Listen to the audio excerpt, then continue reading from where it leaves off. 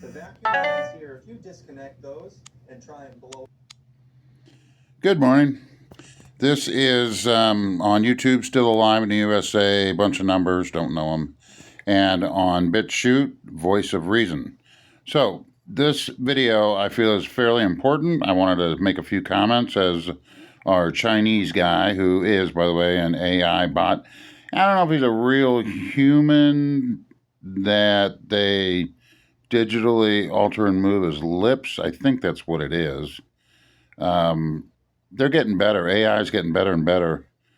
I've noticed they've stopped doing the sun is going to rise this morning, not at 5:42 a.m., not at 5:44 a.m., but at 5:43 a.m. They quit doing that so much.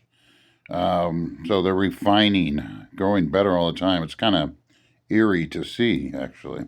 Anyway, this is about silver and gold and what China is doing. It ties into the petrodollar demise and the winding down of America as the superpower of this realm. And it is China's turn at the mantle. I will say that empires last, 200, 250 years, 300 tops, I guess. And that has been the case going all the way back. Phoenicians, Persians, Nebuchadnezzar, the Babylonians, Egyptians. I can't really say the Hebrews, the little leeches. But more recently, Portuguese, the Dutch, England, America, and America is done. We just happen to be in the shit generation when it all goes down. And that happens, but it makes for interesting times.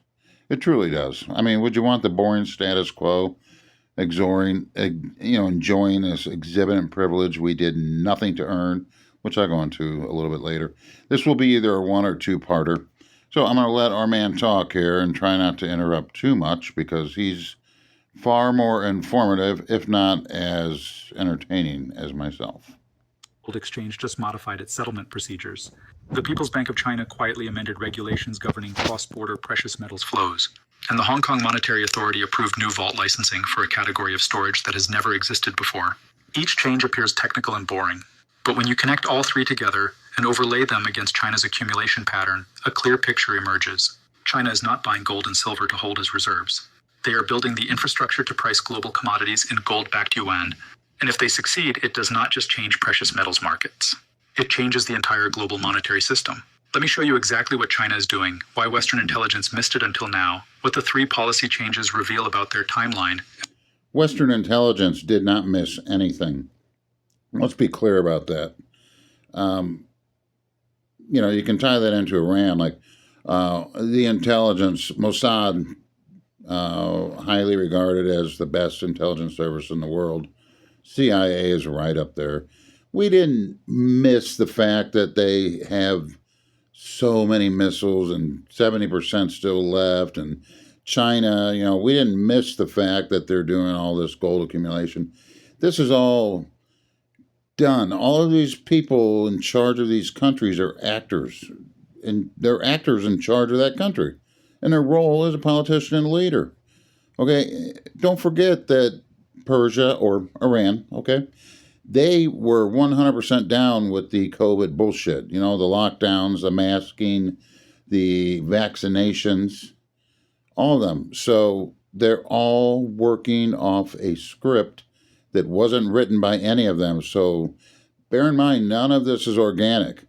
Donald Trump's seemingly chaotic-minded idiocy is not organic. The things that he's doing are planned.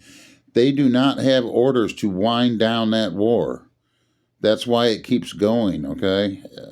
Because the powers that truly rule this realm do not see the powder keg level required to blow the top off and let this whole thing just go kaboom so they can do their reset.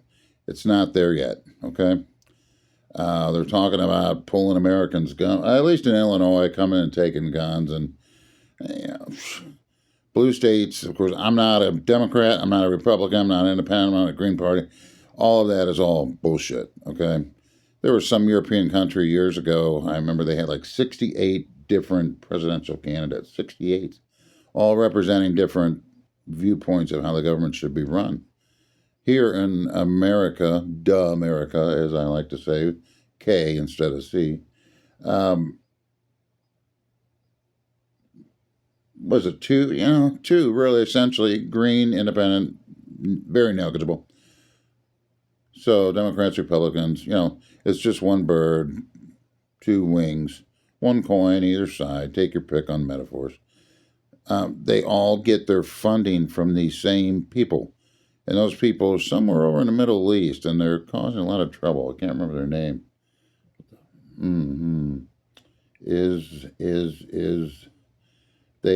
the hell. Something like that. Why this is the most important precious metal story that almost nobody is covering. Welcome to Economic Shadows. Hit like and subscribe, because what I'm about to walk you through will not be reported on Bloomberg or CNBC until it's already too late to position ahead of it. Now let me break this down in 4 parts. First, I will show you the actual accumulation data, not just the official PBOC reserve reporting that everyone watches, but the unlimited flows through Hong Kong, Shanghai Free Trade Zone, and state-owned enterprise purchases that Western analysts are not tracking. Right. Second, we will decode the 3 policy changes China implemented in the past 8 weeks, what each one actually enables, and why the timing of all 3 happening simultaneously is not coincidence. Third, I will show you the historical precedent for what China is attempting, why it has never worked before, and what is different this time that makes the strategy viable. Fourth, we will examine what this means for silver specifically, why China's focus on gold dominates headlines, but their silver accumulation is the more strategically critical piece that changes everything for the physical silver market. Let's start with the accumulation data, because the numbers are larger than any. Silver bugs, you need to really pay attention to this stuff here. This is very important. I myself am a silver bug. So this is critical data for me as well.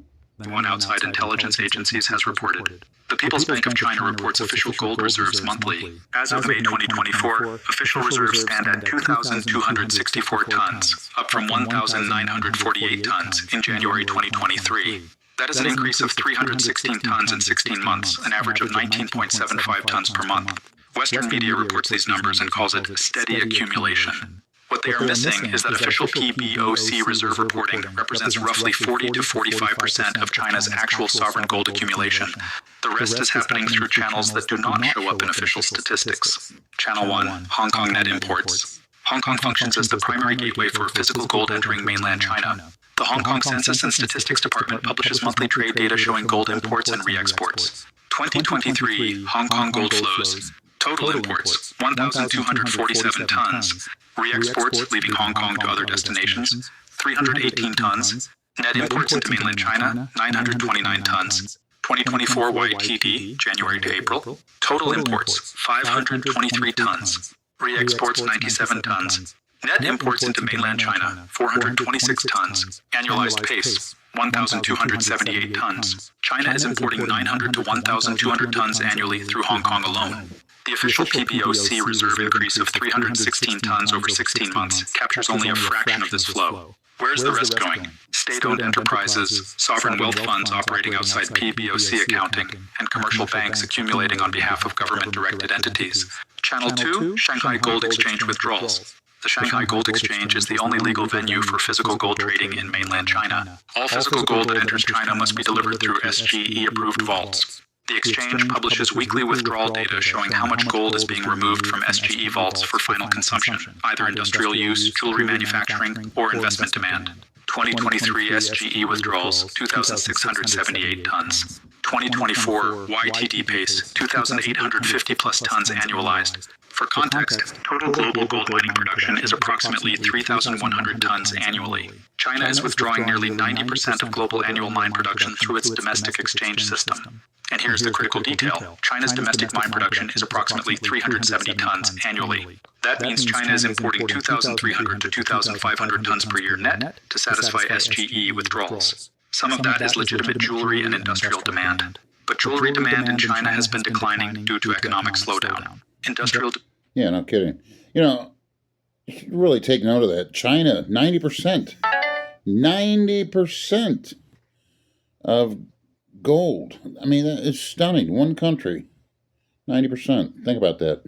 Demand is stable but does not account for 2,000 plus ton increases. The only explanation for SGE withdrawal volumes at these levels is institutional accumulation that is not being reported in official reserve statistics. Channel 3, Shanghai Free Trade Zone, unreported sovereign purchases. The Shanghai Free Trade Zone operates under special customs and tax regulations that allow precious metals to be imported, stored, and transacted without the same reporting requirements as standard imports. According to sources within the bullion dealer network, this is not public data. Sovereign-level entities are using FTZ mechanisms to acquire gold through private transactions that never appear in official trade statistics or PBOC reserve reporting. Estimated volume through this channel. See, that is another example of how governments can just nilly-willy on a whim create laws or alter existing laws to suit the mechanics of the moment, what is required from a mechanical standpoint to achieve their goals. In this case, they either created or rewrote a law that just says suddenly, we don't have to report this. This is all just under the table sly. And because they create it as law, it suddenly has that magical ring of legal. You got to really contemplate that concept, man. It is mind-blowing. 150 to 300 tons annually based on dealer transaction volumes and vault storage data. Channel 4, Belt and Road Commodity Settlement. China has negotiated precious metal settlement arrangements with multiple Belt and Road countries where trade deficits are settled partially in gold rather than dollars or yuan. Russia, Iran, Venezuela, and several African commodity exporters have agreements allowing China to receive gold as partial payment for Chinese exports. These flows do not show up in standard trade data because they are classified as commodity settlements, not gold purchases. Estimated volume, 100 to 200 tons annually. Total Chinese sovereign gold accumulation, estimated. Official PBOC reserves plus 240 tons per year, reported. Hong Kong net imports to sovereign entities, plus 400 tons per year. SGE institutional withdrawals, plus 600 tons per year. Shanghai FTZ unreported purchases, plus 200 tons per year. Belt and Road settlements, plus 150 tons per year. Total, 1,590 tons per year. This is more than half of global annual mine production flowing into Chinese sovereign and quasi-sovereign custody, and it has been happening for at least 18 months at these volumes. Now the silver side, China does not report official silver reserves, so tracking sovereign silver accumulation is even more opaque.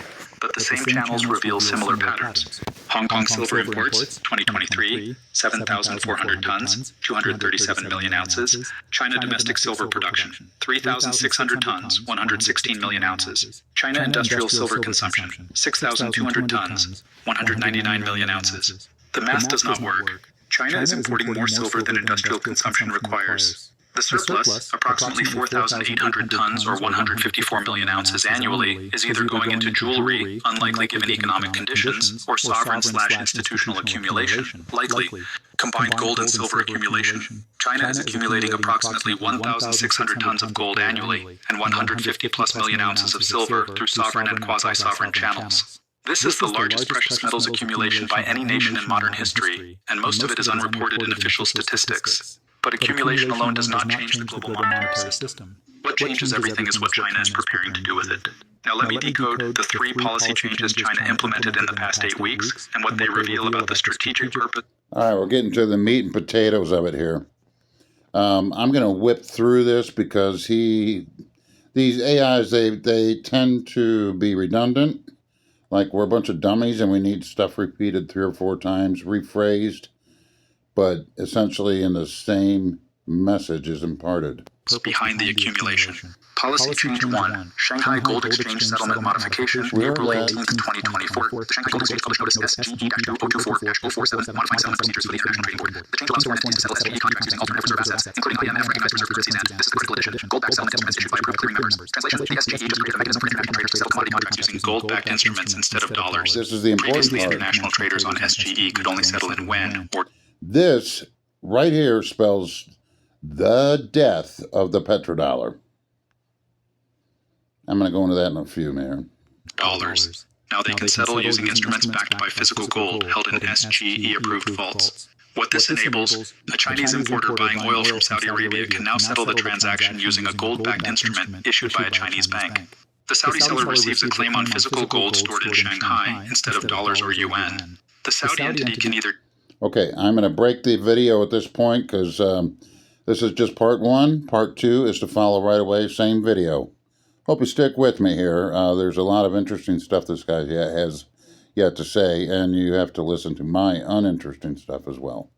So I will be right back if you hit part 2. Ciao.